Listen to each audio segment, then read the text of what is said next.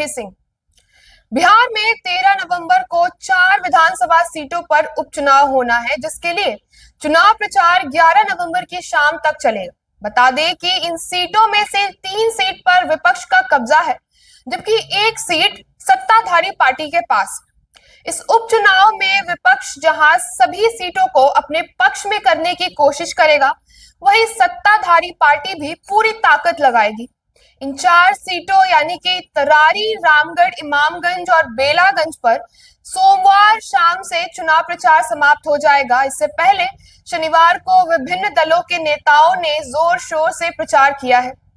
सत्ताधारी दल इस उपचुनाव को अगले साल के विधानसभा चुनाव का सेमीफाइनल मानकर विपक्ष की 3 सीटें यानी तरारी, रामगढ़ और बेलागंज जीतने की कोशिश कर रहा है। वहीं दूसरी तरफ विपक्ष अपनी मौजूदा सीटों को बचाने के साथ ही सत्ताधारी दल की एक सीट इमामगंज पर भी नजर दगाए हुए है। बेला विधानसभा में चुनाव के अंतिम चरण तक पहुंचते पहुंचते मुकाबला त्रिकोणीय हो चला है। यहाँ लालू यादव के एमवाई समीकरण को बिखरने का खतरा बढ़ गया। ऐसा इसीलिए है क्योंकि राजद के उम्मीदवार विश्वनाथ यादव और जदयू के उम्मीदवार मनोरमा देवी दोनों यादव जाति से हैं, जबकि जन स्वराज के उम्मीदवार मोहम्मद अमजद मुस्लिम समुदाय से।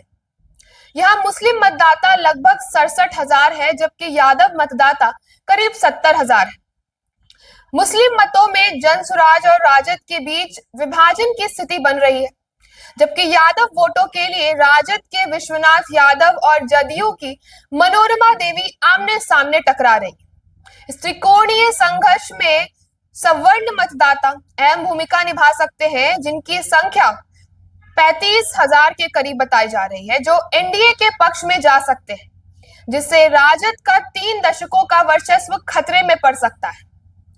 वही बात करें इमामगंज की, तो गया जिले की इमामगंज विधानसभा औरंगाबाद लोकसभा क्षेत्र का हिस्सा है, जो राजद के लिए अनुकूल साबित हो सकता है। राजद के रोशन मांझी, जो इस क्षेत्र के निवासी है और यहाँ के मुद्दों की समझ रखते हैं, उनको इस बार क्षेत्रीय सांसद अभय कुशवाहा का भी समर्थन प्राप्त हो रहा है, जिससे उनका प्रभाव और भी ज्यादा बढ़ गया है। वहीं प्रशांत किशोर की जन स्वराज पार्टी ने पहली बार इमामगंज से चुनाव में भाग लिया है, जहां उनके उम्मीदवार जितेंद्र कुमार, जो एक लोकप्रिय ग्रामीण चिकित्सक है, उन्हें प्रशांत किशोर द्वारा बनाए गए रणनीति के तहत बढ़ावा दिया जा रहा है।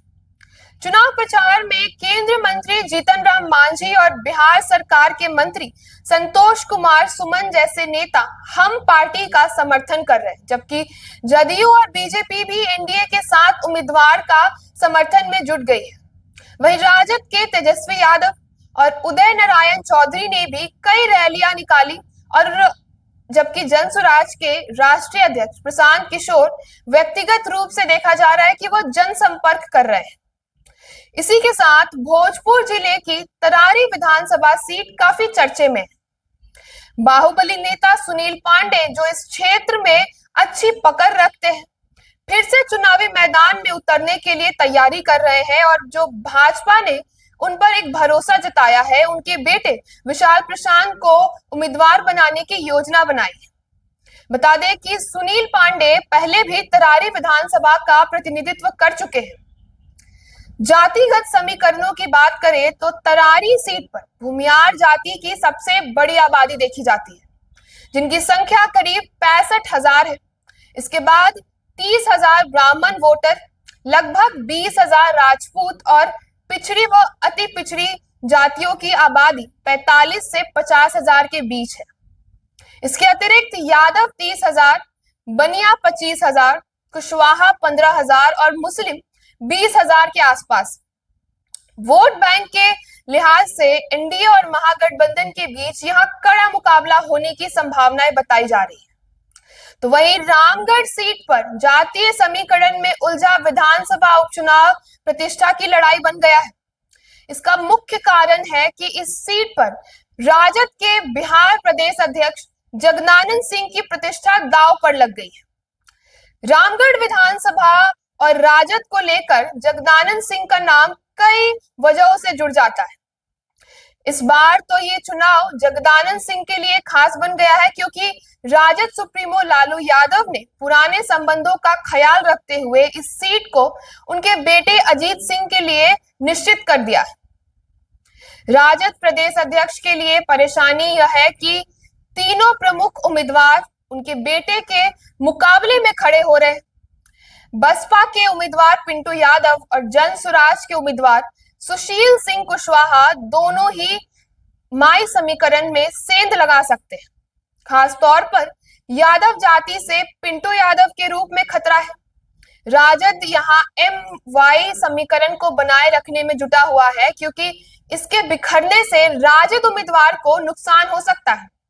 वहीं भाजपा के उम्मीदवार अशोक सिंह के लिए भी चुनौती है, क्योंकि NDA के खेमे में रहने वाले कुशवाहा वोट जन स्वराज के सुनील सिंह कुशवाहा के पक्ष में जा सकता है।